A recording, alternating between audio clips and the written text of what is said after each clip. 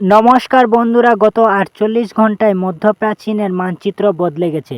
যে ইরানকে কয়েক দশকের জয়ী মনে হতো, কালকে এক ভয়াবহ হামলায় সেই দেশের সর্বোচ্চ নেতা আয়াতুল্লাহ খামেনি সহ ৪৭ জন শীর্ষ সামরিক কর্মকর্তা মৃত্যুবরণ খবর পুরো পৃথিবীকে স্তব্ধ করে দিয়েছে। We've just had news from the Iranian state media now accepting the reality that the Supreme Leader Khamenei is dead. We're told that by President Trump and the Israelis. The Israeli Prime Minister had suggested as much in the last few hours. The Iranians denied it. Now they accept it. The Supreme Leader for 40 years or thereabouts, Khamenei, has been killed in this strike. Now, there are also reports out of the US that the intelligence suggested that this rare daytime strike, as it was described to me earlier by the former White House Chief of Staff Mick Mulvaney, that it's not the sort of time normally mid-morning where you might see an action like this, but they could well have had intelligence, according to some reports out of the US, not confirmed, not verified, but not just Khamenei. America একে operation epic Fury বলছে, আর Israel একে lion রোজ operation বলছে। কিন্তু প্রশ্ন হলো, এই হামলায় কি সত্যি মধ্যপ্রাচ্যে শান্তি আনবে, নাকি এটি একটি প্রলয় শুরু করে দিবে?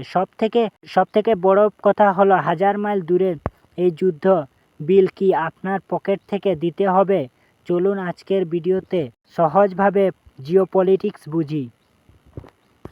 ভিডিও শুরু করার আগে বন্ধুরা, আমি হচ্ছি দীপ। বর্তমান বন্ধুরা, এই হামলার টাইমিংটা লক্ষ্য করুন। যখন সুইজারল্যান্ড, ইরান এবং আমেরিকার মধ্যে পরমাণু চুক্তি নিয়ে আলোচনা চলছিল, তখনই ট্রাম্প শাসন এই হামলা চালায়। কেন?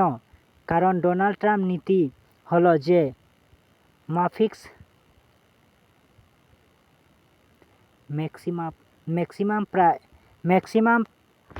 ম্যাক্সিমাম প্রেশার সাধারণত আমেরিকা এবং ইসরায়েল মনে করে যে ইরান তাদের পরমাণু অস্ত্র তৈরি খুব কাছে পৌঁছে গেছে, আর ইসরায়েল কখনো চাইবে না যে তাদের পাশের কোনো দেশ পরমাণু অস্ত্রধর হোক। কিন্তু সুভয়ঙ্কর মিশ্রণে ভিডিওটিতে একটি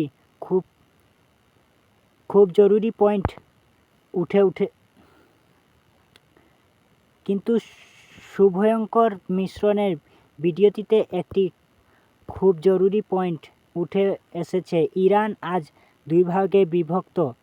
একদিকে রাস্তায় লাখ লাখ মানুষের মিছিল আর শোক পালন করছে, অন্যদিকে সোশ্যাল মিডিয়াতে আসা ভিডিওতে ইরানের তরুণীরা আই লাভ ডোনাল্ড ট্রাম্প বলছে এবং একে বাজি ফাটিয়ে উল্লাস করছে। কেন ইরান তাদের নিজের নেতার মৃত্যু খুশি হচ্ছে কেন? এর উত্তর হলো লুকিয়ে আছে ইরানের গত 4 বছরের চরম অর্থনৈতিক সংকট এবং মানুষের চাপিয়ে দেওয়া। তবে প্রশ্ন হলো, অনেকেই প্রশ্ন করছে আর কি, যে ইরান কি চুপ থাকবে, নাকি ইতিহাস বলে ইরান সরাসরি যুদ্ধে না জড়িয়ে তাদের প্রক্সি গ্রুপ যেমন লেবানন, হিজবুল্লাহ এবং ইয়েমেনের ইহুদিদের ব্যবহার করবে? কালকে হিজবুল্লাহ এবং বেইরুত এবং ইসরায়েলের রকেটে হামলায় চালিয়ে, কিন্তু বড় সংকট হলো সাকসেশন এবং খামেনির উপর কে তার ছেলেমেয়ে এবং মোজতাবা খামেনিকে গদিতে বসবে। খামেনির ছেলে তার ছেলে মোজতাবা খামেনি কি গদিতে বসবে? যদি তাই হয়, তবে এই বিপ্লবের আদর্শ কোথায় থাকলো? একটি ফিরে নেওয়া, এটি কি একটি রাজতন্ত্র? বন্ধুরা, যুদ্ধ কখনো সাধারণ মানুষের জয় আনে না। 2003 সালে